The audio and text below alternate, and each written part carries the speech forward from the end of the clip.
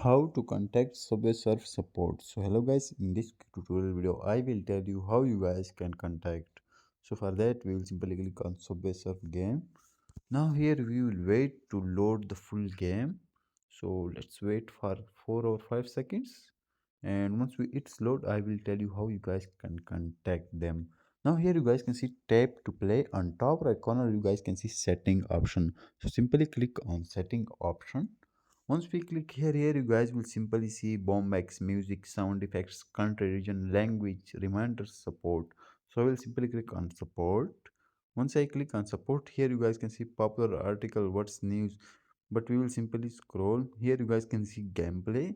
So whatever problem you facing, simply click on that, but I will simply click on gameplay. Now here you guys can see basics, new friend list, but I will simply click on basics. Here you guys can see other things, but I will scroll till the end. Now here you guys can see chat with us, so I'll simply click on chat with us. Now here we will wait for some seconds, and now here you guys can chat to their customer support directly. Like if you have facing any issue, you guys can write the issue and send that message, and after that you guys can contact them. Thanks for watching.